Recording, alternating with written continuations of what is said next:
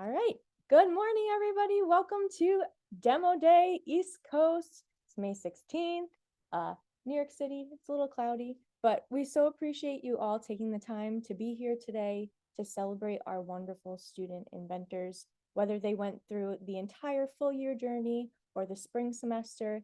It's really amazing when we can all come together to see the learning and the growth and the impact that they have made through Project Invent with their teams and their community. So we have a bunch of pitches scheduled today. We're hoping more people join, but just to let you know, I am Carrie. I'm our events and volunteer manager here at Project Invent. I will be your host for today.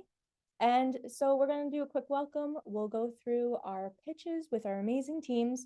And then we have an incredible keynote, James Howard.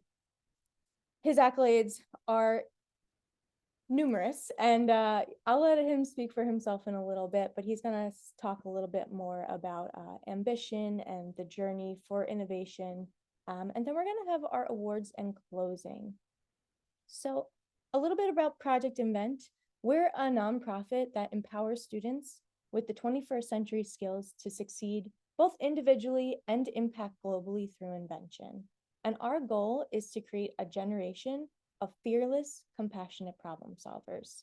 And I'm going to stop talking here because I think we'll let students speak for themselves and the impact that Project Invent has made in their lives. We spend so much time, I think, designing for like the 99% of problems, but there are 1% of problems that are really important too, and that's what designing for social good is all about. Building and creating a product that's bigger than myself. Oftentimes as high school students, we live in our own little bubble, and Project Invent has taught me how to step out of that bubble and create for others. So our community partners are Chloe and Darlene, and they're very unique individuals, and without Project Invent, I would never have had the opportunity to work with them and know what it's like to live as a blind person. Building empathy for our community partner, that was a big one because as my teammate has told me, and this stuck with me, corporate companies, when they build things, they build it for the general population on what they think is going to help. But having a first-hand account telling us I need this and I need that is it shows that we're genuinely going to help our community partner. I think inventing through Project Invent will help me in my future because it helped me improve my problem solving skills and my social skills, and since we had to do a lot of presentations, so it helped me be more confident speaking in front of people. Project Invent will help me in the future because learning the technology skills that I learned now will help me land a higher paying job. But now I've come to realize, after doing Project Invent for my second year now, I've seen how prototyping is a lot bigger process than many people initially think. It is a lot of user testing, going back to the user, learning from your mistakes, what you could have done wrong, collaborating with your teammates, and most importantly, taking expert opinions on your product and a variety of opinions, even though you might not sometimes agree with it. It's a fantastic opportunity for you to learn new skills and for you to work in a collaborative environment, engage with a community partner and learn from their perspectives, and understand the true selflessness of a process like innovation. Awesome. And we always love to hear from our students and our learners and teams in this year's Project Invent cohort. So we'll be doing that in a little bit. So appreciate you all taking the time to be a part of Project Invent. We spend so much time. So this happens. And with that, we also cannot be grateful enough to our volunteers and our judges. So we have some wonderful judges who are here today. We have Clarissa, Alicia, Scott, and Kim. They all are professionals in their field who have dedicated their time today to hear your wonderful pitches and to give you feedback and to be inspired by your inventions. So any of our wonderful judges, we're so curious. Would you like to unmute and explain to us today, what are you excited about seeing during this demo day event?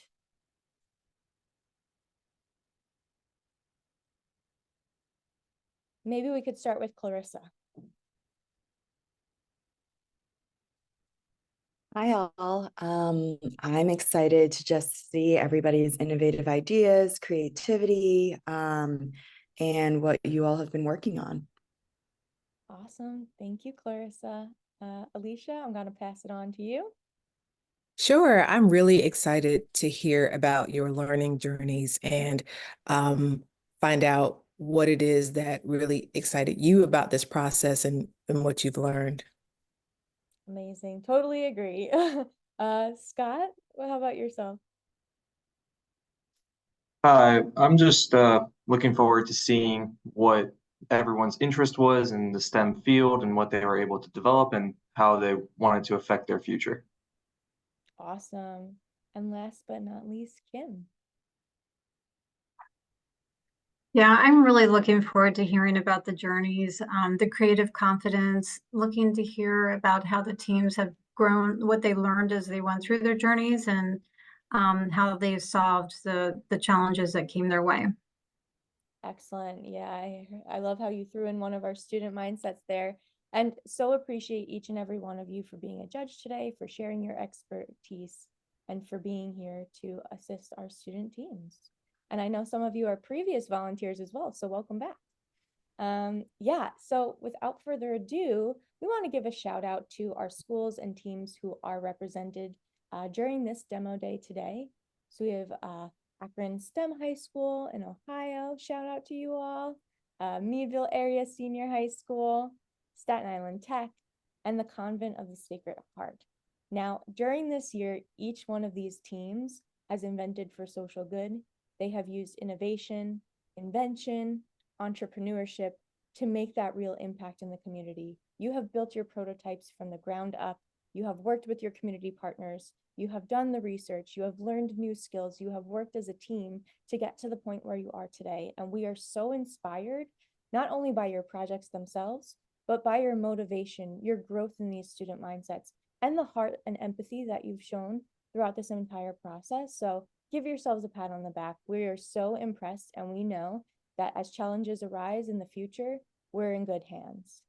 So without further ado, I'd like to introduce our first team from the Convent of the Sacred Heart, Thrive for Life, with the Root Radar, and it's a smart gardening tool that empowers formerly incarcerated men by promoting healthy habits and teaching basic technology skills. Hi, I'm Eva Elisea. I'm Abigail Kern. Hi, I'm Madeline Wadsworth. Hi, I'm Sophia Brennan, and we're the team behind Root Radar. Established in 2017 in New York City, Thrive for Life, or TFL, focuses on enhancing the well-being of those impacted by incarceration in the U.S. within and beyond the confines of correctional facilities. We connected with TFL earlier this year to understand their needs and those of the men in their programs. Through this, we learned about their key initiatives, which include Behind the Walls, a program which offers religious and educational workshops to those currently incarcerated, their housing programs at the Ignacio, Abraham, and Milwaukee House, in which participants and their loved ones can receive housing and support to become productive citizens, and lastly, community service endeavors, such as selling locally grown produce and volunteering at food pantries. Where do we come in?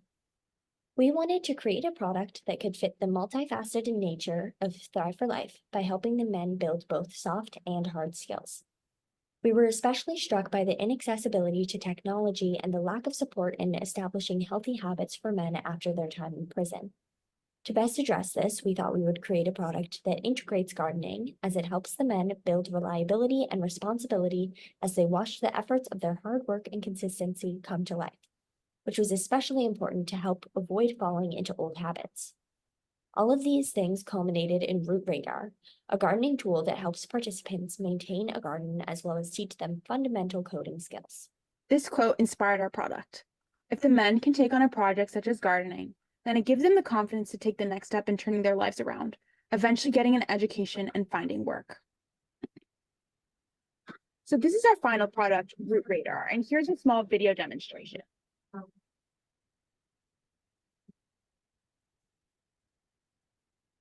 So how did we get to this final product? Well, it required a lot of prototyping. We got continuous feedback from Thrive for Life throughout the prototyping stages. We began our process with a shovel with a moisture sensor. However, through calls with John, one of our contacts at TFL, he shared with us that they wanted a movable product. not something in shovel form. So we effectively adapted our first prototype of a shovel with a moisture sensor to our current one, which is an Arduino-powered probe with a moisture sensor. There are three main functions of our product that we wanted to emphasize as we felt that they were the most important to achieve our goals. The first function is that it tracks moisture levels in the soil using the moisture sensor attached to the Arduino and displays it to their website.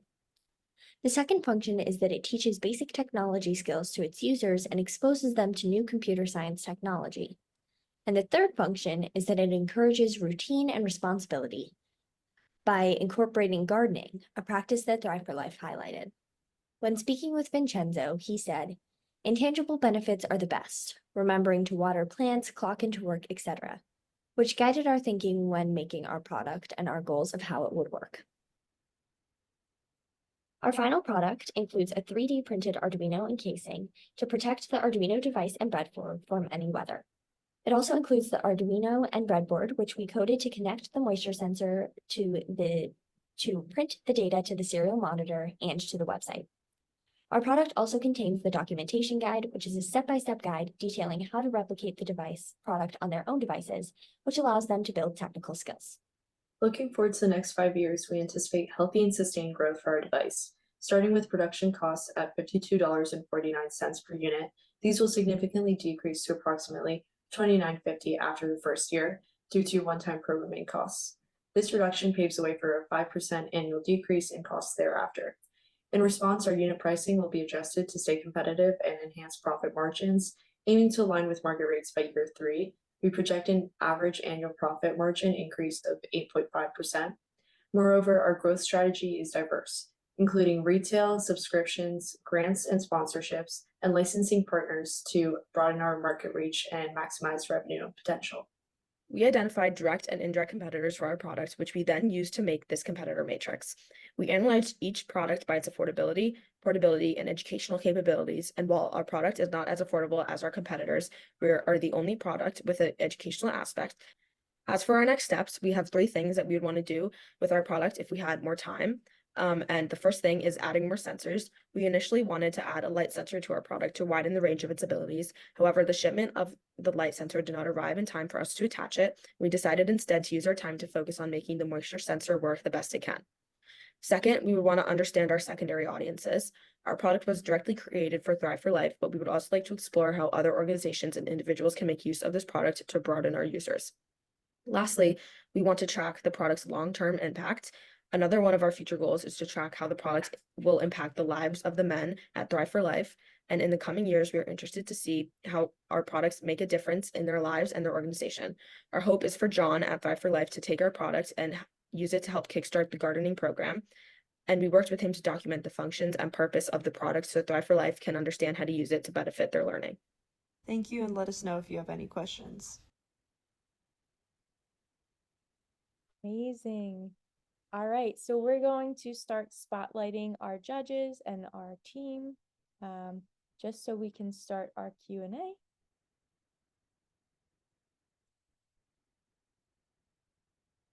Thank you for your patience with this. Thrive for Life, here you come.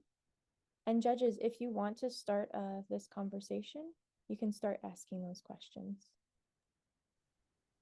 My first question is, what was the biggest challenge that you all faced in trying to decide when to pivot to your second iteration of the product? That's a great question. I think that one of the main challenges we found when we were transitioning was figuring out how to combine the technology aspects and kind of, we were constantly prototyping, so we were wanting to kind of combine what would be most helpful and also what was most realistic to be able to complete on time. And I think figuring out how to connect the devices was a challenge, and then also figuring out how to include and incorporate the educational aspect. But I think we were able to pivot that through lots of conversations about both what was practical and what was doable with our community partner. And I think we did a really good job of communicating and being very clear in our communication, which helped us a lot. And I think not getting too tied down to one idea of what the product needed to be, and understanding that it was constantly going to be changing and that we would need to be willing to adapt our product as well.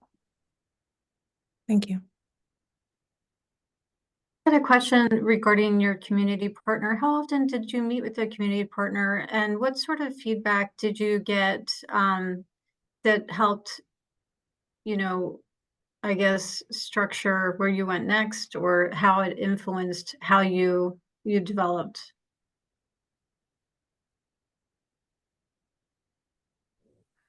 Hi. So we were sort of in this constant communication with John, who was one of our contacts at Thrive for Life, through email, and then we met with them.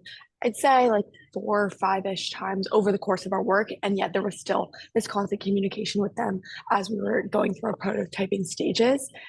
And I think the most helpful thing about speaking with them so regularly was having the first person perspective that you can't find anywhere on their website. We'd ask John questions like, walk us through the day-to-day life of a formerly incarcerated man that works with Thrive for Life. And those are stories and like anecdotes that you can't really find on their website. So I think that was really helpful to not only like our prototyping stage itself, but also to the educational aspects like Madeline spoke about before, and the way that we could apply ourselves to this product that we're making, this super technical thing that will also, of course, better their lives and sort of get to that deeper like empathy part of the product and understanding these men better, and sort of creating a product that we know will help them in their day-to-day lives. Thank you. I'd love to hear about a challenging time that you all faced and the way you all decided to kind of approach that challenge throughout this process.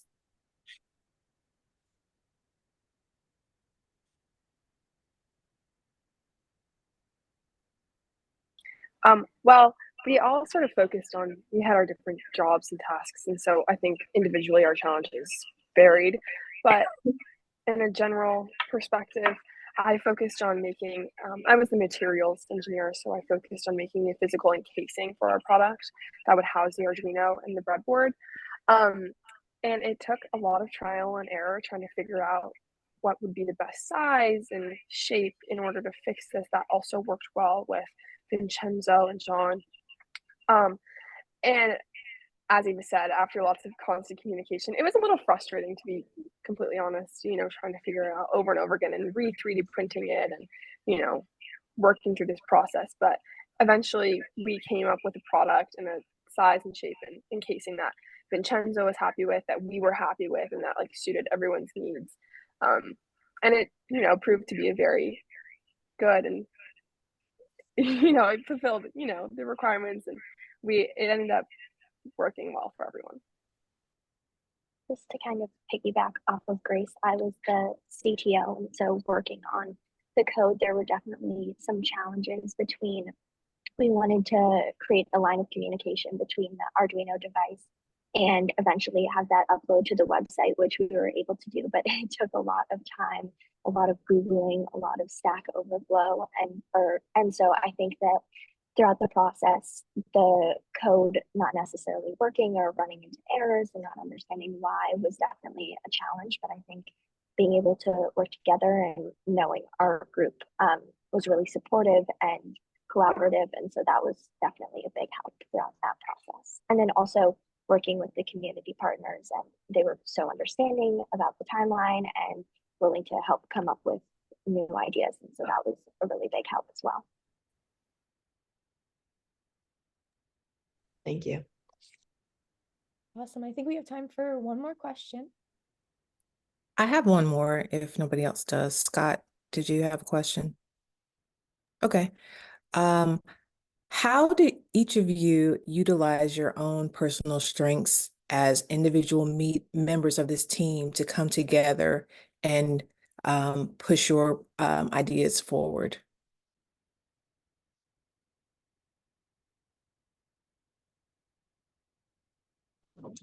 Hi, so I was project manager and in charge of the finances. And so we each delegated the tasks. So Grace, as she mentioned, was materials. Madeline was like the technology coding. Abigail and Ava worked on the marketing side, and Eva worked on both the coding and materials. But I would say people always picked up the slack of others if we were falling behind, or it was many times like we were all working together to finish one assignment or one task. So it felt very collaborative. And although we each had our roles, it felt like everyone was working on the product at the same time.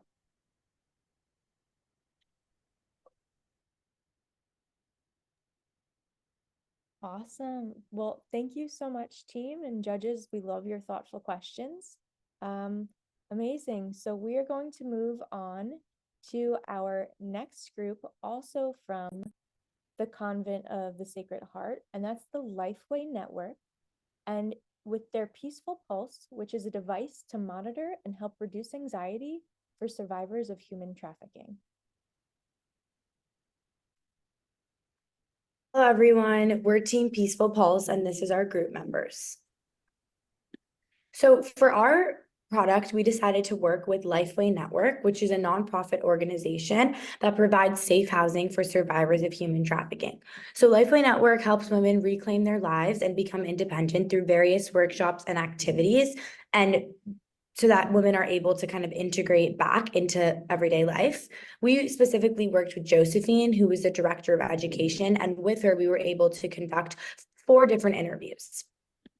So throughout all of the interviews, Josephine would commonly say it's important to understand how the trauma the woman faced affects them and presents itself in their everyday life.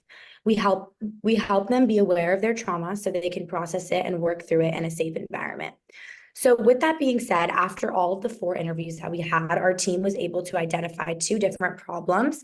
One being anxiety and stress. These women have a lot of lasting trauma and PTSD from their past situations, which results in a lot of panic attacks, and this can take many forms and be common or non-common. And then the second problem we identified was this kind of mental health stigma that surrounds having mental health issues, and this shame of kind of nobody really discussing it or talking about it enough. So our solution was to create a bracelet that relieves stress and anxiety by targeting the vagus nerve. And we chose to target the vagus nerve because this nerve helps regulate stress responses and sends signals to the brain to slow down fight or flight responses in times of panic. And it's stimulated in a variety of ways, including when it is cooled. So now we're introducing our product, Peaceful Pulse. And our slogan for our product is Calm Your Pulse, Find Your Peace, which we feel encapsulates the sentiment of our product. So these are the 2 main parts of the product, and it is the heartbeat sensor and the Peltier cooling sensor. And the Peltier cooling sensor is what we ended up using for the cooling aspect of the bracelet. And we used an Arduino to code the product. So inside the material of the bracelet, it is holding these 2 sensors, the Arduino, and we used a Circuit Playground Express board because it comes with many built-in functions and is smaller, so it's easier to sew inside the bracelet. And then the breadboard that the Arduino connects to. And we connected all the wires to the Arduino and the breadboard by soldering them together. But before this, we made the product in steps. So first we were using a large Arduino board, and then once it all worked there, we switched to the Circuit Playground and we used alligator clips. And then once everything worked with the Circuit Playground, we were able to solder it all together. And then inside of the bracelet, there's also a battery pack, which is our power source. So this is a video from one of the earlier steps in the building process. In this video, we were still using the larger Arduino and breadboard. And this video shows me measuring my heart rate with the heart rate monitor. Before we connected the heart rate monitor and the Peltier cooler through the code, we first coded that when the heart rate monitor was reading a heart rate over 100 beats per minute, an LED on the breadboard would light up. And again, this would later be replaced by the Peltier cooler. And the idea that once the heart rate monitor read a heart rate over 100, the Peltier cooler would begin to cool. So in the serial monitor, in the video, it's reading that my heart rate is below 100, so the light was not on. Once I got my heart rate to 146, the LED turned on. And then in order to combine the functions of the 2 sensors in the code, we need to install 2 different libraries for our code. So the first was the Pulse Sensor Playground library, which provided us with preset set code and functions for the heart rate monitor, and then the Circuit Playground library, which allowed us to use the Circuit Playground Arduino. And because of our experience and age level, we were unable to actually test the product on anyone experiencing high anxiety. And then this is a overview picture of the inside of the bracelet. So we have everything laid out, and then the top part of the white fabric would fold over to form the bracelet. And the bracelet also has 2 holes, one for the Peltier cooler, one for the heart rate monitor, so they can make contact with the user's skin to work the most efficiently. And then also it will have a accessible hole on the side of the bracelet so the user can easily access the battery pack and change the batteries. So here you can see a chart that we made that tracks our indirect and direct competitors, and we are comparing it based on 3 key things. So the first is cost, the second is whether or not the product uses cooling technology, and the third is whether or not the product targets the vagus nerve. And as you can see here, Peaceful Pulse is the only one out of these 5 products that does all 3. And here is a breakdown of our total cost. So we plan to sell this product at $86.58 so that we would make a profit of $11.29. And you can see we came to this conclusion based on the bullet points provided here. So due to a time constraint of making this product, if we were to have more time, these are the 3 different things that we would do differently. So the first thing we would do is we would make the bracelet more discreet. We would make it thinner so that it's easier to kind of take on and off and it's more accessible. The second thing we would do is we would invest in smaller batteries that are longer lasting and more powerful, because right now we kind of have one battery that's a lot bigger and bulkier. And then the third thing we would do is we would review the product with a professional social worker and eventually be able to product test this on somebody who is experiencing anxiety. So thank you so much for your attention, and we want to now open it up for any questions.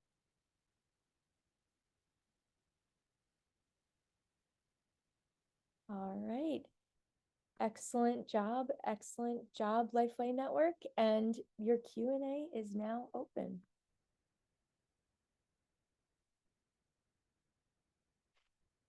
Great job, everybody. I am interested in knowing what was the biggest takeaway for you all in kind of working on this project?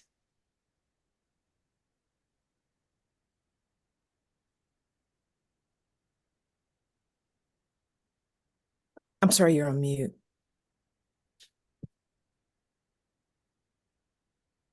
Our biggest takeaway was just kind of learning to understand more about what people are going through and on a deeper level, on a like more mental level than like an outside physical level, and trying to aid with that and assist with that on a more generalized level, but also while trying to be specific, because we were working with a whole community of people that were survivors of human trafficking instead of just one specific survivor. We wanted to make it accessible to all and like applicable to all without individualizing and making it specifically for one person and making it inaccessible for others in the community. So I think that was our biggest like takeaway, is just learning how to balance making it generally accessible and making it specific enough to apply to this one community.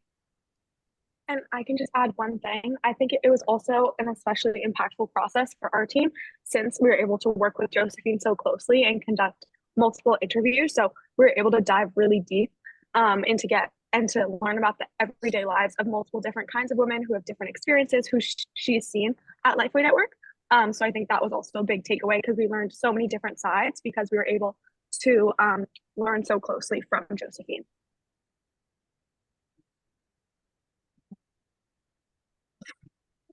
I really thought you did a great job on your competitive analysis across the board, and the cost analysis. Well done. I'm curious about, what approach you took to researching the different concepts as you were getting into this. What sort of research did you do? Yeah, I was the marketing officer, so that was my job. And so I like the two that I had already known about and I knew would be competitors was Fitbit and Apple Watch. So I began there.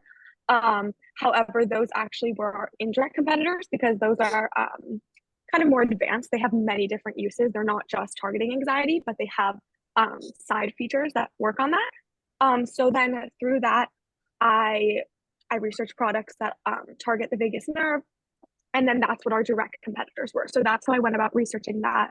And then I went onto their website and I also found some of their marketing strategy so we could learn from that. And also I went on all their social medias to kind of like we got our aesthetic, our color scheme based on what other brands in the same field were doing.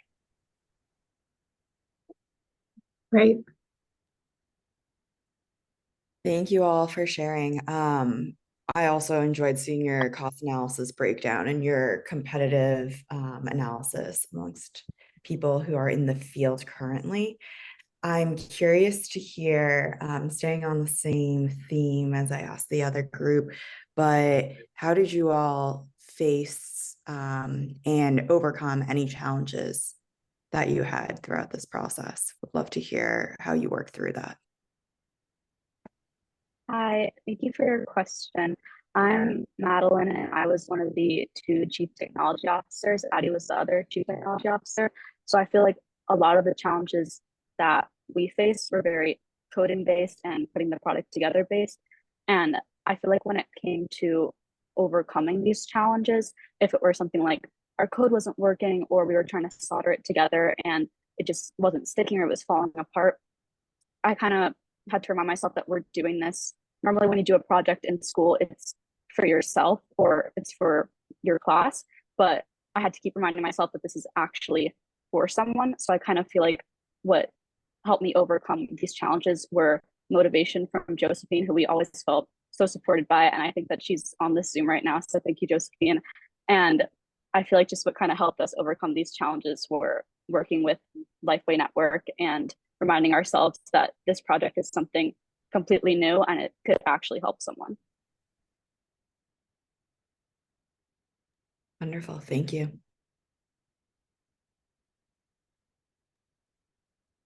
I wanted to ask the group, it was stated in the beginning of the presentation that you identified 3 possibilities for analyzing stress and dealing with it, and you chose the cooling aspect. I wanted to know, was this something you found specifically in your research? Was it to give you a competitive edge of why you chose the one over any of the other 3?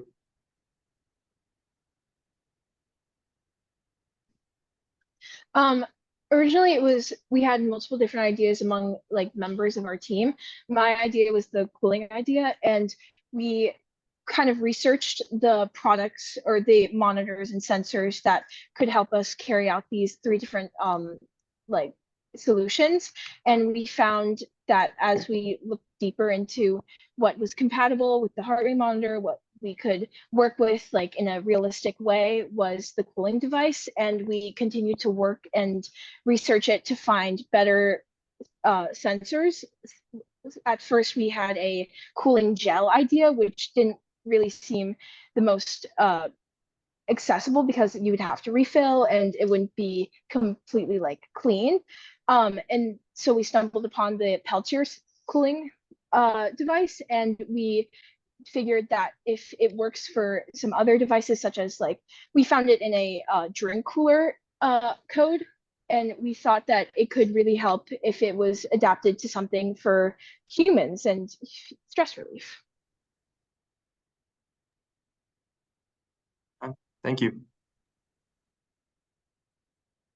Amazing. Does anyone have a final question? All right, it looks like we're good to go, but we definitely want to give a shout out to Josephine, who is here, Lifeway Network's community partner. Josephine, is there anything like that you would like to share about your experience being a community partner? Definitely. Thank you all. I just want to give another shout out to the students at Convent of the Sacred Heart. I mean, they put all their dedication into this work throughout this past year. We started this way back in like October. So just it was really amazing for me, and I kept on telling them this every time we spoke, just to see their advocacy and the way that they really created something out of thin air, right? We knew that all these issues are things that women survivors deal with, unfortunately, while they're with us. But these students really took that initiative and ran with it and created something so innovative and that I can truly see in the future could be extremely useful. So just very proud of their work and very proud to have worked with them this past year.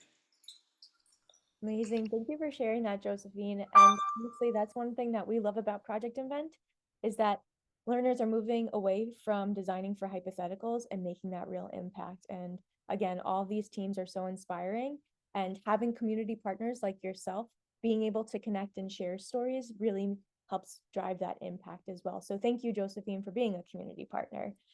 All right. Awesome. So thank you so much, Lifeway Network. We're going to move on to our next team from Akron STEM High School with the Automatic Nutritional Management System for Animals, which is an automated pet feeder that adjusts based on the activity level of the animals.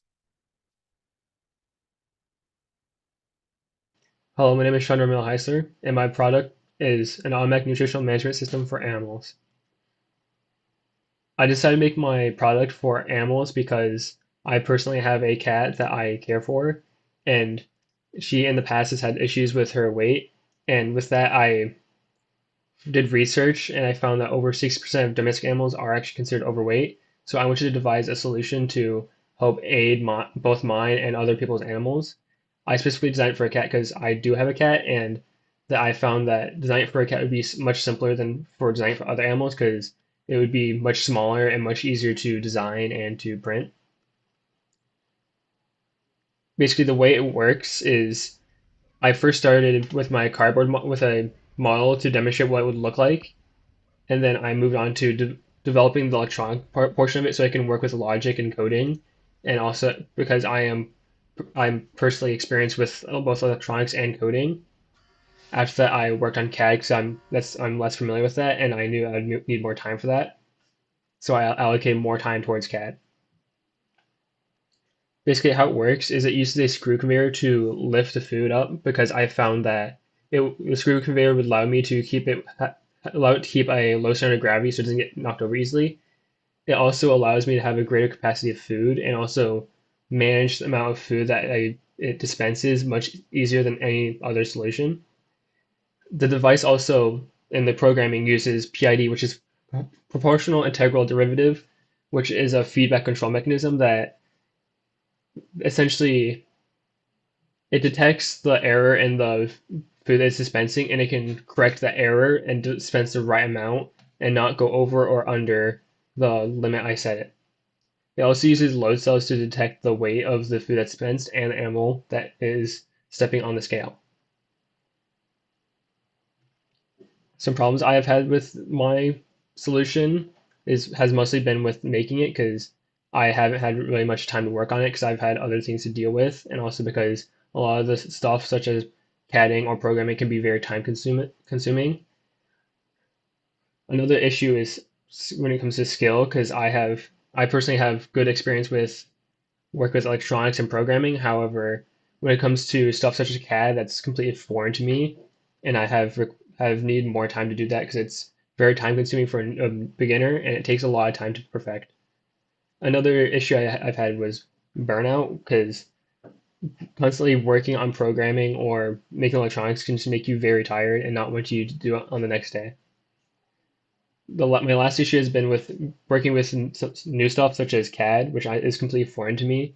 And since I started making this, I have had zero experience with CAD, and I've found it very difficult. Thank you.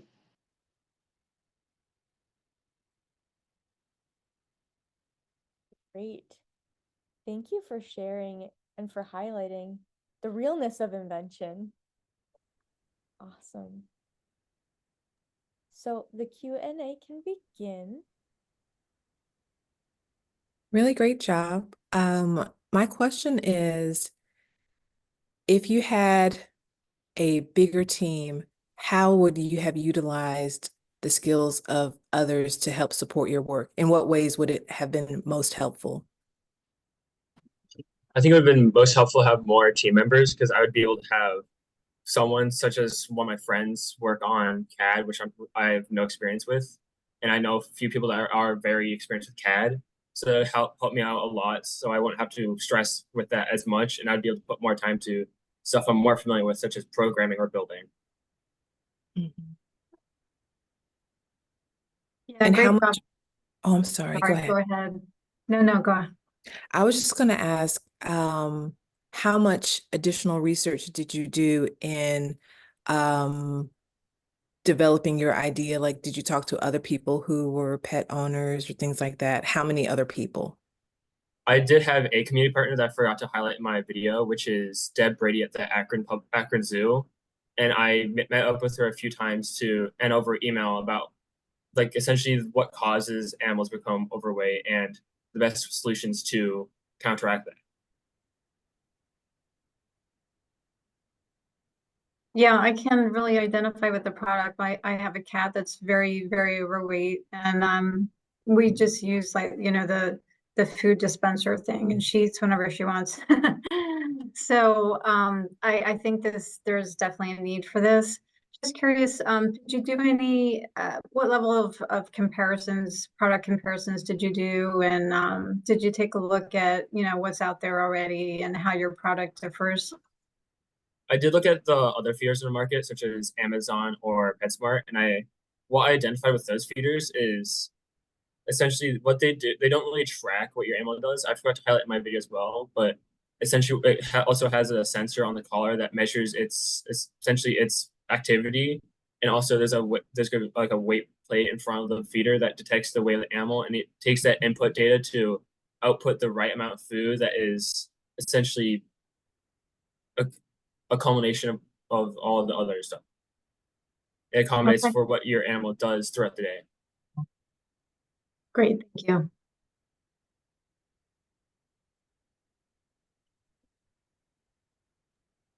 Any final questions from our judges?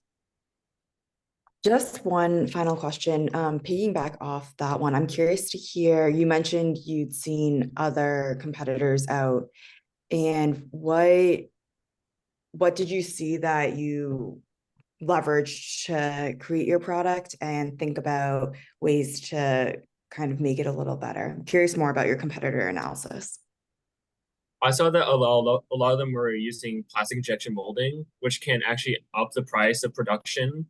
So I saw that if I was able to 3D print the feeders, that it would drastically lower the price of the overall product. Thank you. Thank you. Also, Scott, I saw that you were unmuting. Feel free to ask a question. Yeah, I just wanted to highlight on something in your presentation.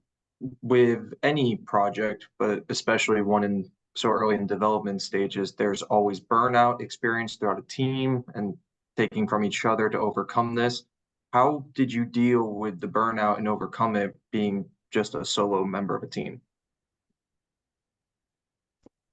Once I did identify that I started to slightly burn out when I was developing the programming and building, I kind of just made sure I myself was fully aware of that, and I just kind of put what I was working on the back burner, so I was able to not overwhelm myself with stuff with the project as much, and allow myself to come and work on it the next day because I knew I'd be able to work on it the day after.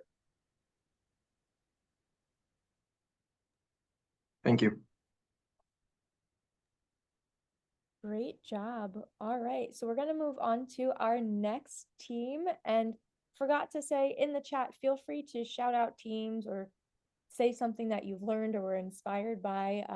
Project Event community is incredible and supportive of one another. So yeah, we have some amazing teams here. Feel free to use the chat to shout people out.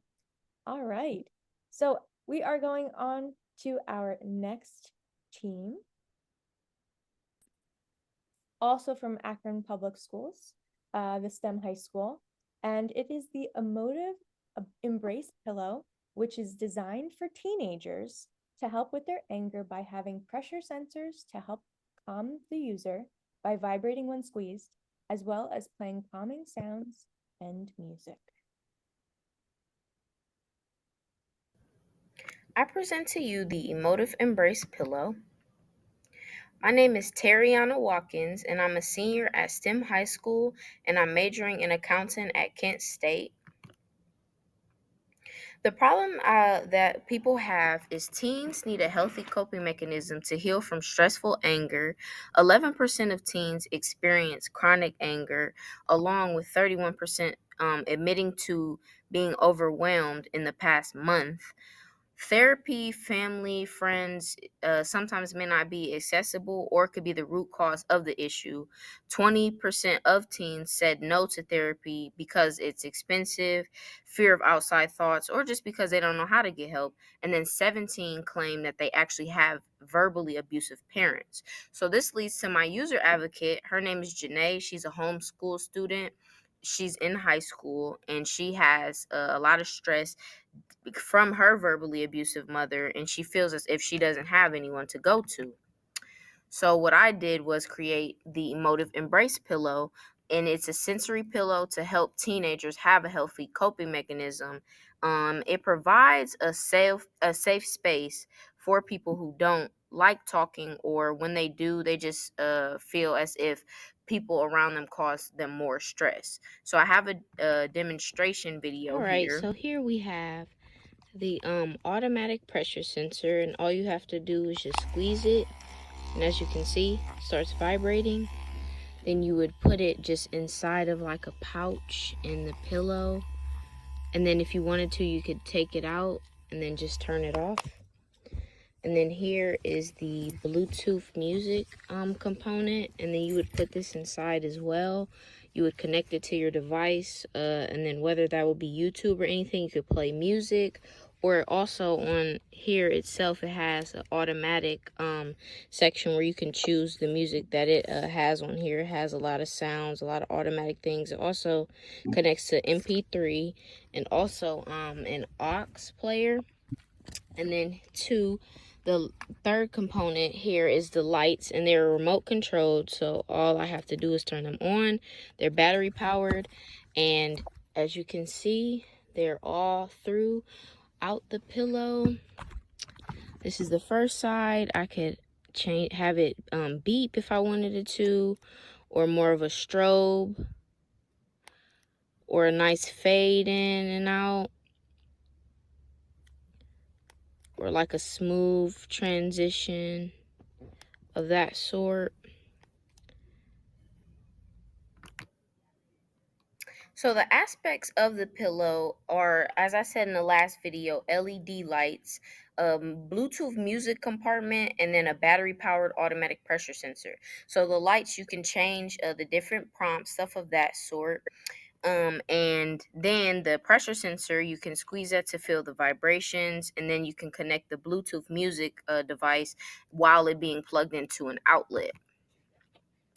So the feedback I received from my user advocate was she specifically really liked the music compartment because she feels like music helps her the most when she is stressed out. And she also really liked the lights as well. And originally it was supposed to be like a fur covering instead, but I changed it to like a softer, like just a regular pillow covering. But she did claim she really liked the fur pillow and she liked the visual aspects of it.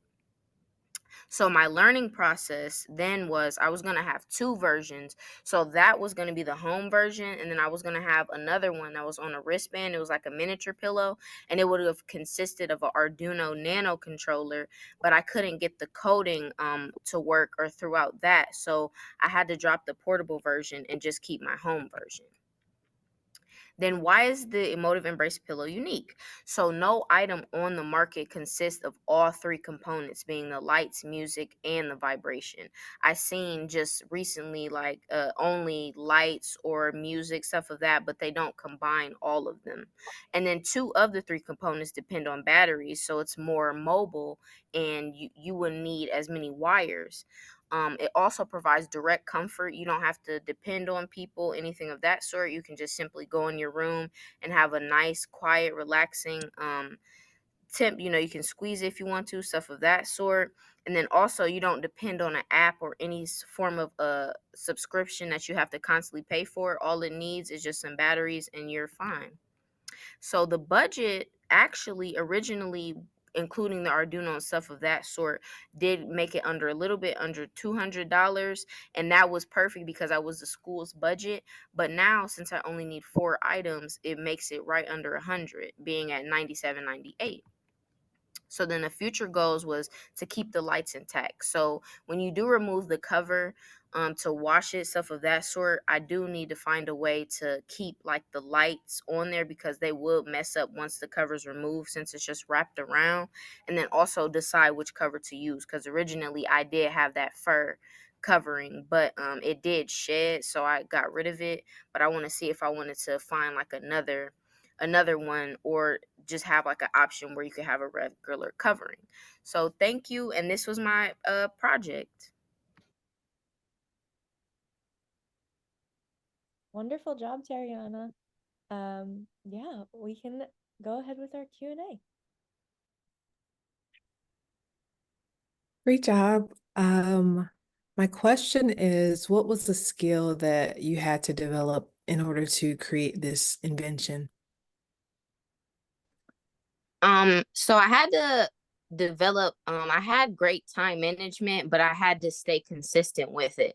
So I had to try my hardest not to procrastinate, because I do deal with procrastination.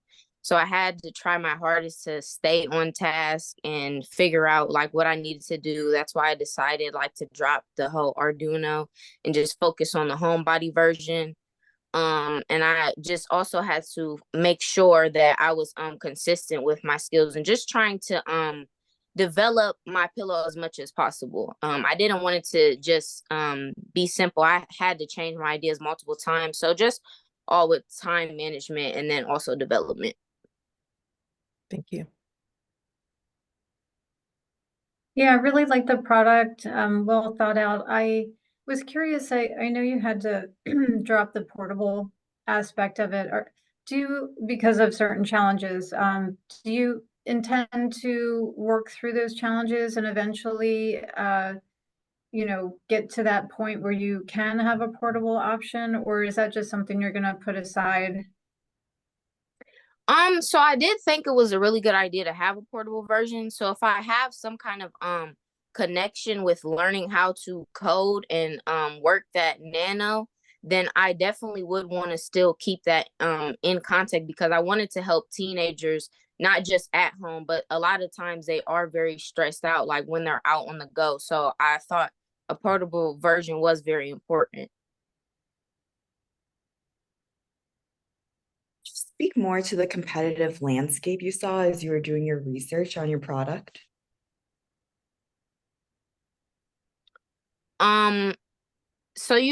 Sorry, did you ask the competitive? The competitive landscape, yeah, other competitors that you had seen out in the field.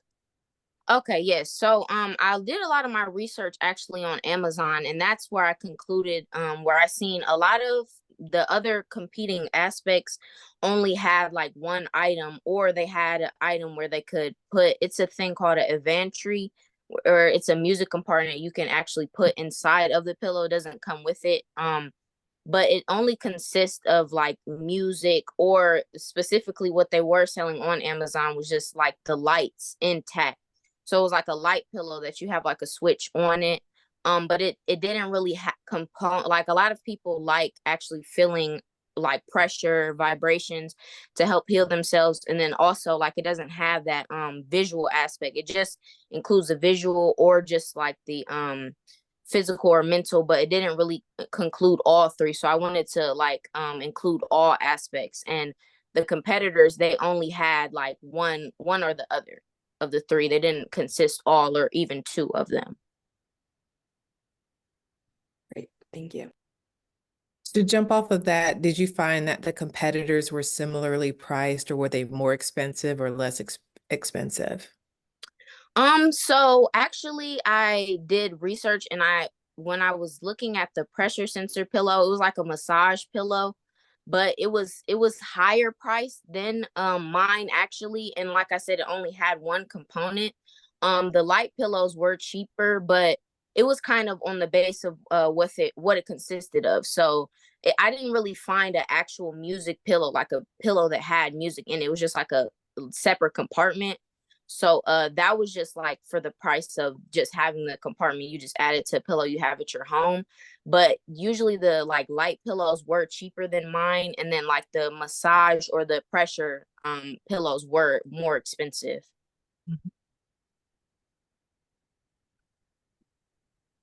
I guess I have a last question. What did you learn about yourself throughout this process that, will help you in your future endeavors? Actually, so I did learn that maybe failed attempts or failed progress could sometimes be a good thing, because overall, if you have just one successful thing, you don't necessarily have to always have the answer to everything. With my just one successful pillow, I actually was really confident in myself, and it actually helped me build confidence in like realizing like failed attempts are sometimes a good thing, like if you have a greater image or a greater product. So that was really something that helped me out with this. At first I was kind of sad that the portable version wasn't successful and I couldn't figure out the coding, but in the end I was really confident within myself, and I was happy that I still got my home version to be able to work and be successful. Thank you. Love that. I think that's really important to remember, right? It's like Yes. the progress, all about it. Awesome. Any final questions from our judges? Yeah, I just wanted to highlight from your presentation, you talked about how you identified that coding you need to build upon and for the future progress in this product. Is there anything that you wanted to highlight for your product that you did from a technical aspect that really shows off your strengths and how you developed this final product? Yes, so I actually did a number amount of research on specifically the sensory part. That was the most difficult part that I had an issue with. With the Nano, I had a very difficult experience. It was because I couldn't get the correct cord. So I had multiple times trying to find the technology. Once I did get the correct cord, I got it to work in a way, but I didn't it wasn't successful enough to like work on its own. So I did get the coding pretty much down, stuff like that, but it just wasn't like an automatic how I wanted it to. But it did really inspire me to know that I did have like great technical even though there were issues, I did get overcome that coding part of it. I just couldn't get it to work how I wanted it to. Thank you for that. Mm-hmm. Great, thank you so much. All right, so we're going to move on to our final team that is here today. And they are from Meadville Area Senior High School, the Bulldogs, with their Save a Life, which helps active and recovering addicts from overdosing by providing an auto injection of Narcan and a call for help. This is Save a Life. It's an overdose prevention device. I'm Summer. And I'm Lexi. Over 96,700 people die from drug overdoses every year. Over 75% of the nearly 107,000 drug overdose deaths in 2021 involved an opioid, and this number increases every single day. So during this PowerPoint, we will share with you our plan to make a stop to these overdoses. It's called Save a Life. SAL's purpose is to help recovering or active addicts from overdosing and to remember that they are not alone in this journey. The device is to be used to keep people safe in these situations by providing an auto injection of Narcan plus a call for help. And in fact, 75% of people who took our survey about SAL said that they would wear this device. This is a complete diagram of SAL and how it works. You can see that it is in a bracelet shape. Over here you can see the vibration motor, and the oxygen saturation sensor will be right here. When your oxygen saturation drops, it'll notify you with a vibration, and eventually it'll call for help if not shut off, which you can see like right here, how it has like that raised where the Wi-Fi will be. This over here is a diagram of like what the patch will look like that goes on your tricep area to distribute the Narcan. Though we had an idea of what we want our approach to be towards the opioid epidemic, we did not have the people to answer our questions. A throwaway remark about calling an overdose hotline eventually led us to make our greatest breakthrough. We met a kind woman named Jessie Blanchard who worked for a hotline called Never Use Alone. We pitched her our ideas, asked questions, and made changes. She shared with us her story on how her daughter was a user and that they didn't have the best relationship. Jessie said that this made her realize the push-away approach wasn't the best way to go about helping active users. Her story was inspiring and led to a friendlier approach in our device. Our process started off with a question that we wanted to fix. Our starting way to combat this question started off with a lot of trial and getting feedback from our community partners. We made many changes to our product based on this feedback. For example, we originally planned to use a heart rate sensor but learned from Jessie that a blood oxygen saturation sensor would better detect an overdose in time to provide help. She also suggested we change the site of the Narcan injection from the wrist to a bigger muscle. Now we plan to offer the option of the upper arm or thigh. Our process currently is to try and get new tech working. We are working with the blood oxygen sensor and connecting it to an app called Blink. We are working out some bugs with old parts of our design and attempting to work with this new app. We also have to get the notifying services working in combination with the blood oxygen drop.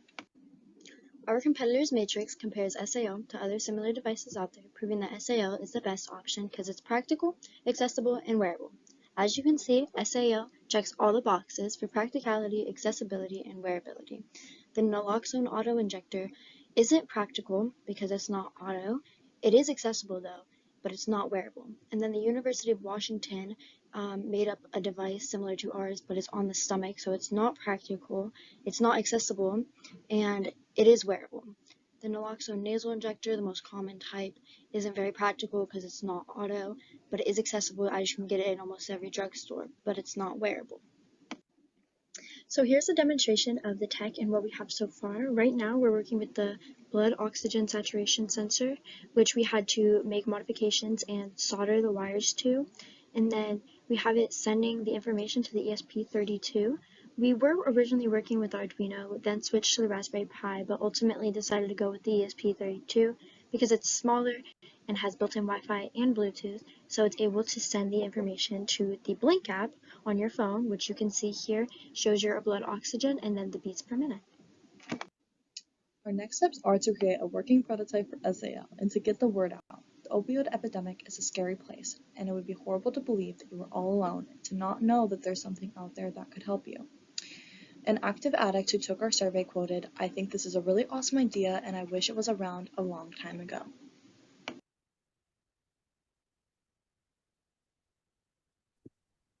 Right, welcome, Summer. Hi, are you able to hear me? You're good. Okay. Judges, take it away. I guess I'll start with the first question. What, how many people did you survey about your product when you were trying to get initial like stakeholder input? We only got a survey of like 8 people, and that was just through our community partner, John, who works for a hospital, and he was in a, like he works with those addicts, so we asked him if he could have them take them. So we only got about 8 people.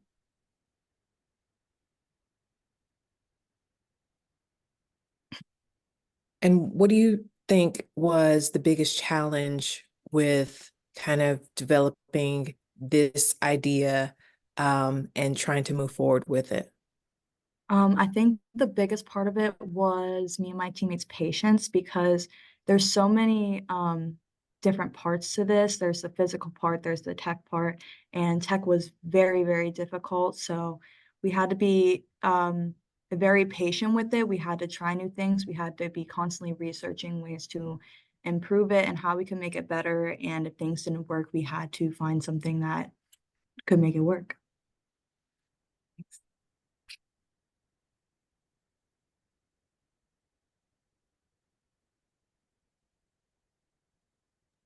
I just realized I'm muted. Great product. I was just wondering, can you elaborate a little bit on the testing that was done? We didn't do any testing, but we surveyed active and recovering addicts. It was, we asked some basic demographic questions so we could see how these people wanted it to look and how they, if they even thought that the device would be helpful. And we really chose recovering and active addicts because active addicts is such a big part of it, since they will probably be using the product the most. So that's who we kind of targeted the most in our survey, I think, and just tried to reach out for as many different demographics as possible as much as we could. And just curious, throughout this process, what was your biggest kind of takeaway and learning as you approached this? I think my biggest takeaway is just to not give up with things, because there was so many times during the semester that me and my partner could have just given up because things were really, really difficult. And instead of just giving up, we found different ways. Like there was a lot of trial and talking with people, figuring out how we can make our product better and how we can make other people better helped by this.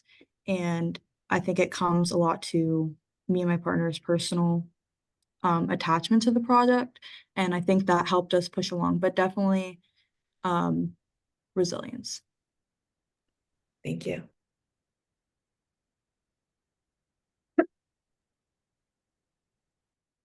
I want to stay on the same theme as the last question. I know you were in your video, you mentioned how the project went through so many different iterations with what you learned throughout future research.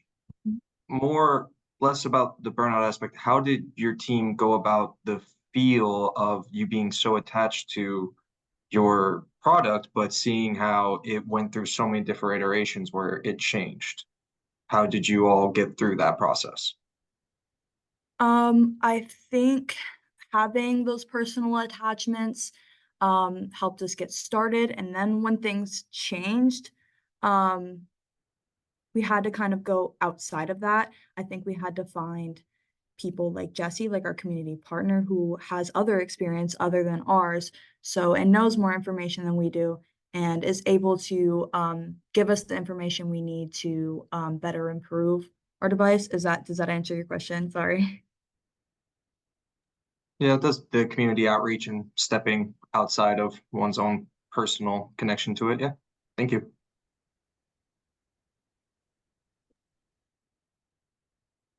Any final questions from our judges? Great job. Excuse me. Very impactful project, Summer. Thank you so much. Thank you.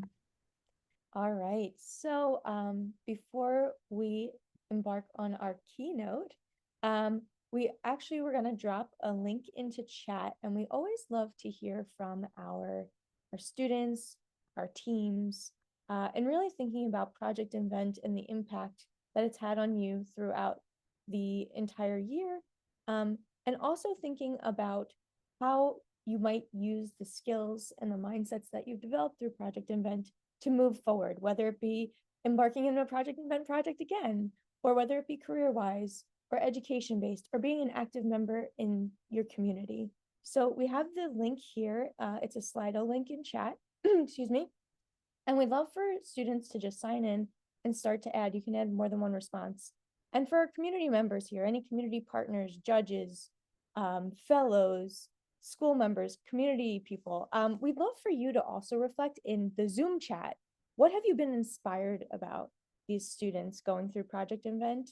And what messages do you want to share with them? And I'll just pull up my screen here. We have some people already adding to it. I love it. So what have been your biggest takeaways from Project Invent? And what has helped you remain resilient, or what motivated you when you experience challenges? Because we all know there will be challenges no matter what, but we'd love to hear a little bit more of your thoughts.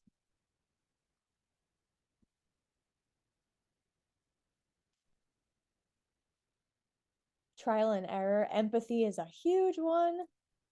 Definitely designing with and rather than for somebody totally drives that idea home breaking stigmas, creating a better world, serving others, having patience, working alongside of a community partner, really making it real and thinking about that impact that you're actually making.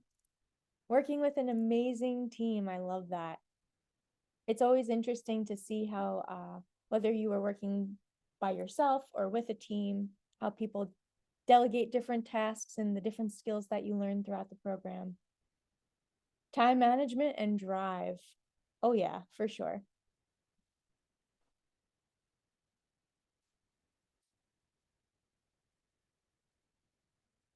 Great. We'll give another 30 seconds or so to add to this word cloud.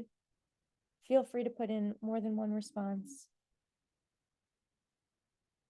And it's lovely because all of these can definitely transfer right outside of Project Invent. And we find that that's so important because all of the teams that are present today, we are so inspired by the work that you've done with your projects, but also really know that you're going to continue to make that impact in the future. And then I see in our chat, Katie, one of our amazing fellows, says that the importance of a group or a team and really having to work together in that collaborative aspect and be able to contribute all of our different skills and talents. It's really wonderful. I agree. And yes, Jerome, I mean, totally agree. Project Invent is so proud of each and every one of these student teams. And you've worked directly with teams and fellows, so I'm sure you know even more. Yeah, Jax, 1000%. It is so apparent how mindful and thoughtful and real the connections were between community partners and each one of these teams. And yeah, their impactful inventions are truly inspiring. Love it. All right, awesome. Thank you so much for sharing, everyone, that little reflection. And I'm going to pass it to Jax Chaudhry, our executive director, who's just going to say a few words and hello. Hi, everyone. Carrie, thanks so much for giving me a little bit of time to talk about what could be next. So as you all have presented such impactful inventions, I hope some of you are thinking about what could be the pathway to bring this to even more folks all across your community and across really the globe. And so as a part of that, you may consider the patent process or thinking about how to pursue a patent for your invention.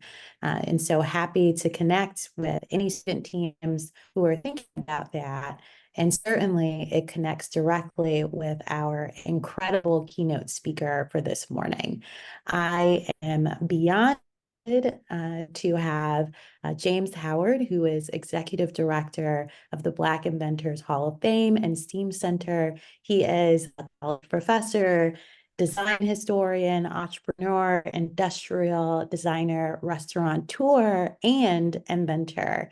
And he's lectured on the experience of the Black American inventors, often drawing a parallel with his own experience as an innovator, and he has over 20 patents, and so can certainly speak to the experience of what's next. So very excited to let James take it away. James, you'll want to. Oh, that's my next patent I'm working on, for Zoom to automatically take your voice, even when you're on mute, and just open up. But it's an absolute pleasure to join everyone here, the students, the judges, everyone. And Carrie, I want to also thank you as well for bringing me on board. Students, these presentations were absolutely off the charts. And I'm speaking from a lot of experience when I tell you that we have someone here speaking to you who has judged competitions all over the country and parts of the world, including Conrad Challenge, including challenges for Henry Ford Invent Convention. including challenges for Princeton Tiger Challenge. And I can tell you right now, you guys hold your own. You absolutely do. It's remarkable presentations. Terriana, I want to open up by complimenting you on your comment about failure, right? You have the right attitude towards failure. You say you embraced it as a good thing, and failure should always be embraced as a good thing. You know, it is an example of when you fall forward. So you're able to embrace it and continue to move forward without letting walls impede you. And Summer, I absolutely have to commend you, right? When you pat yourself on the back and say, I don't give up, giving up was not even an option, right? And that resilience is what's going to propel you further and further into your life's endeavors. But what I want to bring to all the other students and the judges today is a talk on self-efficacy.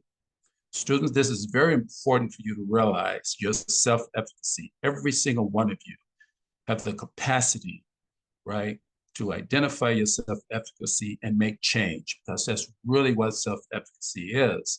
It is that moment, it is that item, it is that thing inside your DNA, that's inside your gut, that's inside your very fabric, right? Where you come to the realization that you have God-given talents to affect change, right?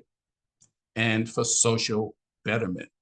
It is a theory that has primarily been prompted by a Stanford psychologist by the name of Albert Bandura.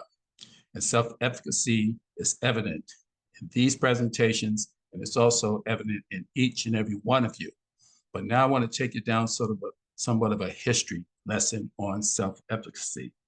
You see, self-efficacy was evident in Benjamin Banneker, when at age 60, he had the audacity to write to Thomas Jefferson, who was the state secretary at the time, Secretary of State for the United States. He wrote to Thomas Jefferson advocating for better treatment of Blacks in this country. He had self-efficacy. He knew that that message would eventually resonate and continue to resonate years and years and years down the line. And he was 60 when he wrote this letter to Jefferson. Self-efficacy can come at any age. It can come at the age of 60 or 70, like it did for Charles Frederick Page, who was born enslaved, had 13 kids, did not have an education, yet had enough confidence and self-efficacy to decide for himself that he was going to be the first man to put an air device in the air, successful air device. In fact, he designed and patented his airship 42 days before the Wright brothers attained their patent. Charles Frederick Page, a Black man who has never gotten the credit for his contributions to aviation, because when he built the prototype to his airship, he shipped it off to the Louisiana Expo for 1904, and it never got there. But nonetheless, he remained confident that just having the ability to push forward and engineer and design this spaceship left him with enough confidence to continue to advocate on behalf of his community all the way up until his death. Charles Frederick Page. You know who else had self-efficacy? Ellen Eglin, who was a Washington domestic servant and who decided that she was going to design a clothes wringer so that women, when they finish, and men, when they finish cleaning and washing their clothes out of the tubs that they washed back in the late 1800s, that you would be able to wring the clothes very rapidly and very thoroughly so that they can hang on the line and dry much quicker. Ellen Eglin designed and engineered this particular clothes wringer and sold it for $18. And why did she sell it for just $18? Well, she went on and reported 3 years later to a women's magazine that she sold it for $18 because she says, you know, I'm Black. And she says, and if white women had known that this ringer was designed by a colored woman, they would never have bought it. That is why I sold it for just $18. But her self-efficacy was such that she actually helped to revolutionize the laundry industry at that time. You can imagine that. Ellen Eglin. You know who else has self-efficacy? Your own colleagues, your own peers. 17-year-old Chicago teen who recently graduated with a PhD in behavioral health. That's self-efficacy. She had self-efficacy and realized it at age 10 when she started college. Now, 7 years hence, she's one of the world's youngest PhD individuals. That's self-efficacy. And she's planning to take those accomplishments and continue on that journey towards helping others. You know who else has self-efficacy? Someone that you kids should know by the name of Lonnie Johnson. And if you don't know Lonnie Johnson, then your parents would know Lonnie Johnson, or your older brothers and sisters would know Lonnie Johnson, because he invented the Super Soaker, one of the world's most prolific and best-selling toys within the last 100 years, to the tune of nearly $3 billion. Lonnie Johnson exhibited self-efficacy at age 11 when he had the audacity to try to make rocket fuel on his mom's kitchen stove. You see, Lonnie was so infatuated with rocket ships and with flight that he went and he grabbed baking soda, he grabbed vinegar, he grabbed a book, and he literally tried to make rocket ship on his mom's kitchen stove. Granted, the results were not well. You know, we're talking flames, we're talking embers, we're talking explosions, the whole 9 yards. And Lonnie was so startled by that he rushed to his bedroom to put on a second pair of pants. Why did he put on a second pair of pants? Because he just knew that his dad was going to rip a hole in his butt when he got home from work. But you know what happened? When Lonnie's dad got home, the residue was still on the stove. The stains were still in the wall. Mom was mad as a hornet. But Dad looked at Lonnie, asked Lonnie to come out of the bedroom. Lonnie still has on 2 pair of pants. And he asked to see Lonnie out in the backyard. And he set him on the porch. And he said, son, you know, that was really a bad thing you did in there. He says, in the future, if you just have to do something like that, do it in the backyard. And he bought him a portable stove. Now there's a lesson there. That's Lonnie realizing at age 11 that he has self-efficacy, that someday he's going to grow up to become a rocket scientist, which he actually became, right? For NASA and Jet Propulsion Labs. But the lesson there for you parents and you future parents, which are you kids I'm speaking to now, the lesson there is see in your kids what they can be, and what you see, they will become. And Lonnie went on to become, again, one of the most prolific Black inventors. He has over 120 patents. And I'm delighted to say he's a good, close friend of mine. In fact, I'm going to be with Lonnie in Washington, D.C., speaking on this very subject of legacy and Black invention this coming Monday in Washington, D.C. But that's Lonnie Johnson. But you know who else has self-efficacy? Another teen, your age, who at age 14, this young Black teen created a soap, right, to help fight cancer. And it went on to win the 3M Young Scientist Challenge. That's self-efficacy. And oftentimes it is rooted in an awareness. And then once that awareness sets in, it is rooted in action. And all of that begins with empathy. Connecting with a problem, first of all, understanding the problem, connecting with that problem, and then feeling propelled and compelled to act on that problem in the same way this kid did. That's self-efficacy. You know who else has self-efficacy? Elliot Eddy. Ask me who Elliot Eddy is. I'll tell you who Elliot Eddy is. Elliot Eddy is the young man who went on to design the STEM Authenticated Entrepreneurial Board Game. And at the time, it was the world's first and only STEM Authenticated Entrepreneurial Board Game. And he had self-efficacy because as a teen, at the tender age of 12, he was so fascinated with Spider-Man comic books that he decided that he was going to try to make his own comic books and sell them because he has always had this entrepreneurial spirit. So he makes about a dozen of these comic books. Then he goes out like a paper boy and he tries to sell them to his friends, only to be met with ridicule. His friends were laughing, they were jeering. Ah, man, you're silly. That's crazy. That doesn't even look good. Come on, stop wasting your time. Some friends, right? With friends like that, who needs enemies? But that did not deter Elliot Eddy. What did Elliot Eddy do? He went in the house.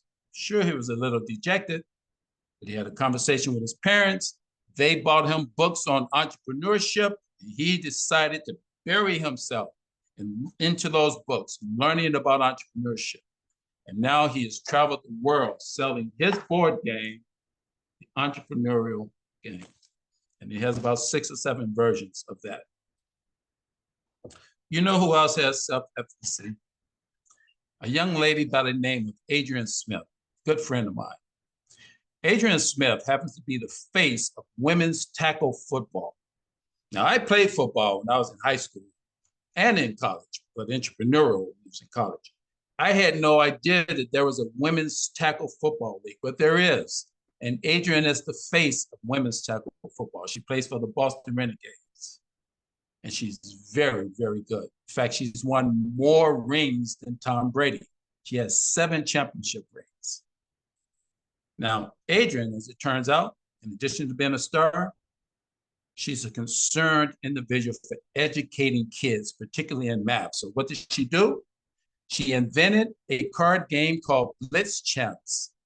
And I'm proud to say that Blitz Champs has just recently been picked up by the NFL as a licensed item and will be appearing in Walmart and Barnes & Noble this fall. But Adrienne's primary concern is educating kids. So she takes these cards and she turns it into like a football game, but you're learning about math at the same time. Each and every single one of these individuals possess self-efficacy. And you know who else had self-efficacy? Yours truly, who at a tender age of 21 had his graduate advisor tell him that he ranked a 0 compared to all the other graduate students. 0. Talk about marginalization. That's not even marginalization. You got to start with a number before you can marginalize someone, right? That's not even giving someone the benefit of marginalization. A 0. But what did I do with that? At that point in time, I discovered my self-efficacy, and I determined in that moment, and I want to share this message with you and leave it with you, how important it is. In that moment, no matter what you encounter, whether it's the rejection of your airship being stolen, like Charles Frederick Page, or whether it is your friends ridiculing you, like Elliot Eddy, right? Or whether it's you having a catastrophe explosion on the stove, like Lonnie Johnson. No matter what you encounter, do not let anyone change your trajectory. And that is the most important message I can leave with you. So when you come to that realization, like I did at 21, after my graduate advisor told me I ranked 0, I went home and I was absolutely determined that from that moment on, no one is going to change my trajectory. My thesis project went on to win International Design Award. And that's what got me here in New Jersey, because when I was down in Houston, Texas, making a presentation on the award, there was a medical company at that particular conference looking to hire designers and design engineers. They hired me, and thus my journey started. My arc had started. At that company, I designed numerous products, created many, many patents, medical patents mostly. Left there, started my own firm, and for 15 years, operated one of the most successful minority-owned industrial design practice this country has seen in the last 100 years, called Howard Design. I counted amongst my many clients, Coca-Cola, Colgate, the CIA, and I'm not talking about the Culinary Institute of America. But over that illustrious career, I've designed over 400 products, have over 21 patents, have managed to teach for 28 years, right? Teaching at the collegiate level. And as she made note earlier, has started restaurants, has started film companies, and now the nonprofit. Kids, and I can say kids, I'm a grandfather. I just had my 4th grandchild. My daughter just had my 4th grandchild. I didn't have anything to do with it. My daughter just gave me and blessed me with my 4th grandchild on May 1st. But what I want to really impart and leave with you is that once you possess self-efficacy, right, that is an arc of a journey that cannot be stopped, that cannot be defeated. You have that capacity, and when you run into those intermittent blips, the way Elliot Eddy did, you take no. His friends told him no, but I want you to adopt the premise of what the soul singer John Legend adopts when he lectures to students as keynote address. He says, when you hear no, take it as no for now. That's all it is. You take it as no for now. And then when you're in the business of doing what you do and you've selected a certain career pathway, I want you to adopt what the Randall Stevens, formerly of AT&T, Randall Stevens would tell students, in everything you do it in excellence. And when I saw these projects being presented today, I was reminded of his very words, because that's exactly what I witnessed. I witnessed excellence. On behalf of each and every one of you, there was excellence. And I want to encourage you to just continue. This is the beginning of your journey. When you get to college, just know that you have multiple options. Don't let anyone pigeonhole you in any one direction. You have multiple options. I don't know how many of you may very well be the first generation to go to school in your family, possibly. But whether it is or not, just know that you have options. There's absolutely nothing that can keep you from attaining your life's goals. And by the way, I want to recommend every single student in this classroom, in this, within earshot right now. I want to recommend a certain episode that I'd like for you to look at when you get a chance. All right, it's life-changing. I have all of my students at the University of Texas look at it as an assignment each and every semester. And it is called Road Trip Nation. That's the program, Road Trip Nation. And the particular episode that I want each and every one of you to watch is called Why Not Us? Why Not Us? There's a message there for each and every one of you as you begin to embark on this journey, whether you're a freshman in high school or a senior in high school. There's a message in that particular show of Road Trip Nation, Why Not Us? So as I wrap up and conclude, I would be remiss if I did not tell you of one of the more important individuals in my life who demonstrated self-efficacy as a young man coming out of college and having the audacity to take his portfolio to Sears and Roebuck. Now, the adults in the room will remember that name, Sears and Roebucks, okay? But Charles Chuck Harrison, as a young kid out of college, had the audacity to take his portfolio to Sears and Roebuck asking for a job as an industrial designer. And Charles Chuck Harrison was told in the moment, Mr. Harrison, we really like your work. You're very talented.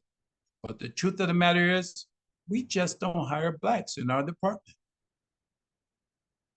He listened to this. He was told this. But did it stop him? Did it deter him? No. Why? Because he possessed self-efficacy. And like John Legend admonishes you, when you hear no, you take it as no for now. So he went back, and they admired their persistence. They matched their persistence and their resilience with his talent, and they brought him on, and he went on to spend his entire career there designing hundreds of products, award-winning products, including the Viewmaster. Okay, that's the present-day Viewmaster, and that's the Charles Harrison Viewmaster, designed in 1958. Now, why is that important to me? For two reasons. One, I was born in 58, but more importantly, Charles Chuck Harrison served as my college mentor. So how was I able to get past being told I rank a 0? Because I had a mentor. I had someone there who can say, listen, don't listen to that nonsense. There's a career, there's a pathway out there for you. You just have to work hard, right? And in everything you do it in excellence, James. I heard these things from Charles Chuck Harrison, and I continue to persevere. And I can honestly say, since that moment, 1980, when he shared those words with me, right? If there is any doubt left in my mind about being a successful designer, it was completely removed after that moment. So make sure you adopt a mentor. I challenge any one of you to get my contact information from Jax or Carrie, and that's me to mentor you as you move further down. It doesn't matter. When someone offers to mentor you, when someone offers to help you out, take them up on that challenge. Okay, I lecture all over the country all year long. I always mention to the audience, I'm open. I also serve on the board of the Pro Bono Advisory Council. That is an adjunct of the United States Patent and Trade Office. So if any of you feel that you want to begin, as Jax made note, to start having that conversation about patenting your product, again, you got a couple of ears here on this big head waiting to listen. So Jax and Carrie, I want to let you know that it'd be perfectly okay to share my information with any of these students. Why? Because what I saw today absolutely assures me that I wouldn't be wasting my time if I answered the call for any student who is curious enough, any student who demonstrates enough rebel talent, any student who demonstrates enough creative confidence to just keep pushing forward. And every single one of you did just that, wrapped up in a big bowl called self-efficacy. Thank you. Amazing. Thank you so much, James. I think obviously self-efficacy is something that's so important, not only in invention, but in life itself. And I think we can all give a huge round of applause to James. Spam the chat. Feel free to unmute. Let's give it up for him. And thank you also for the offer of sharing your contact too. Do you have... Be my absolute pleasure. Perfect. And I put the Road Trip Nation Why Not Us link into chat, and we'll send that out afterwards. And then also, do you have a minute or two for maybe one or two questions? By all means, please do. Fire away. Awesome. Does anybody have any question that you would like to ask James? You could put it into chat, or feel free to raise your hand and we can unmute you.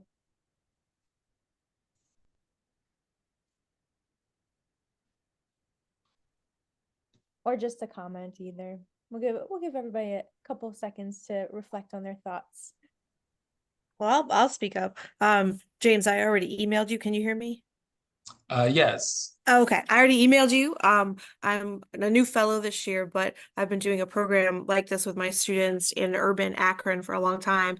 And I we actually are called the National Inventors Hall of Fame STEM High School, and I Mm-hmm. never knew that there was a Black Inventors Hall of Fame. So I would love to connect with you as a person, even just over Zoom, to talk to my students so that they can see people like them in these positions, that they don't think that they can be this, and they need to see it. Indeed. I appreciate that, Katie. By all means, grab my information and let's have a sidebar conversation. Yes. In fact, I'm designing and building a museum right now. It'll be the first museum in this country dedicated exclusively to immortalizing the pioneering genius of African American inventors for the past 400 years. And when we talked about the Charles Frederick Page airship that disappeared, well, guess what? You're going to be able to come to my museum and see a full-size life version of it.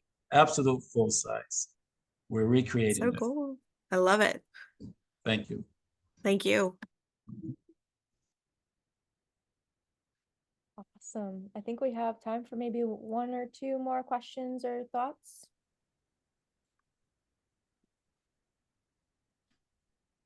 I mean, we are so thrilled that you were able to take the time here today, James. I know just speaking to you one-on-one has been awesome, but you drove it home. But this is what I like to do. You know, I feel that I have a special calling to share. When you get to my age, particularly, you're just on what, as I was mentioning to you in the earlier conversation, I'm on my second mountain, right? I've gotten the awards, I've gotten the accolades, I've gotten the raises, I've gotten the, the bonuses and everything. Now I look across and there's this second mountain called service. And kids, I'm telling you right now, each and every one of you will eventually get there, but you can also provide service at any given time. There are two types of entrepreneurs you can be. You can be a social entrepreneur. You can be an entrepreneur that develops a gadget that's going to change the world.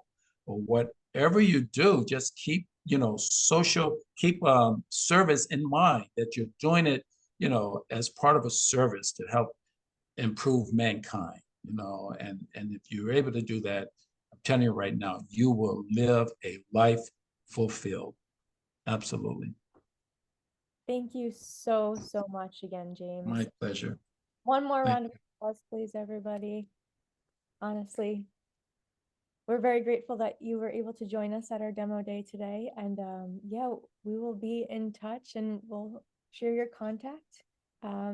I think our judges are back and they are going to distribute 2 awards today to teams. And I have to echo what everybody has been saying. The teams that presented today were each so unique, impactful, and incredible. So I think at this moment, we should give a round of applause to every single one of our teams that presented today. We know you're going to be continuing to do wonderful things. All right. So, without further ado, we are going to go into our awards, which really focus on these student mindsets and how you all have grown throughout your design thinking process and invention journey. So our student mindsets that Project Invent focuses on are ambition, so setting those high goals, agency, learning independently, creative confidence, so taking those innovative approaches, empathy, so really listening to your user and community partner, resilience, learning from failure, and curiosity, finding out how things work. And again, each one of you have demonstrated all of these mindsets. And our judges are going to distribute 2 of these 4 awards to our teams. So we're going to spotlight our judges really fast.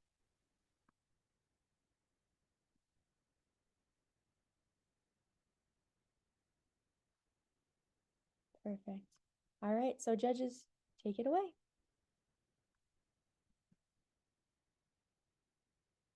First off, I wanted to just say you all did an incredible job.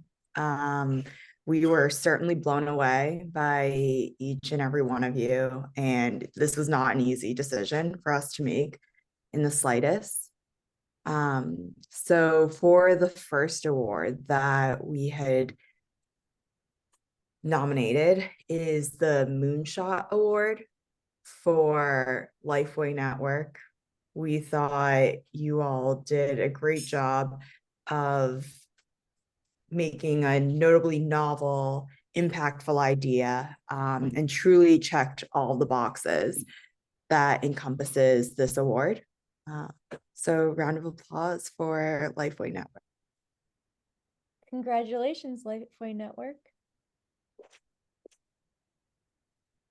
The next award that we deliberated on was the Need Finder Award. And we were discussing which products we felt truly listened to their user, and maybe they did a product pivot from what they heard from their users. And this one goes to the Bulldogs team. So round of applause for the Bulldogs team. Congratulations, Bulldogs. Amazing. Awesome. And I want to totally echo congratulations to those two teams, but to every other team that presented today. Honestly, we were all blown away. Truly incredible inventions, and we know that whatever you do going forward, you are going to continue to do amazing things, continue to innovate, continue to inspire, and know the impact that you make in your community, whether it's continuing on the projects that you currently have or, pivoting and moving forward on something else. So we truly, truly appreciate each and every one of you for being here today. We're going to start to wrap it up, but one more big round of applause for Project Invent teams, fellows who have taken on the curriculum and done this with your student teams, to our community partners, to our volunteers, to our judges, to our wonderful keynote James, and to the Project Invent staff. So appreciate all of you. Grateful to be a part of this community, and have a wonderful rest of the day. Jax, do you have any closing statements? I just want to thank everyone for joining us this morning. I'm so inspired. I've already been sending messages to different folks in our Project Invent community about your individual team inventions. And so I hope you're going off through the rest of your day, really embracing yourself, invention space as an inventor, and helping to build inventiveness culture wherever you go. So thank you all so much. Awesome. Thanks, everybody. Have an awesome rest of the day. And here's Thank you. Thank you. Thank you. Thank you. Thank you. Thank you. Thank you. Amazing job. Seriously. Awesome. Thank you so much.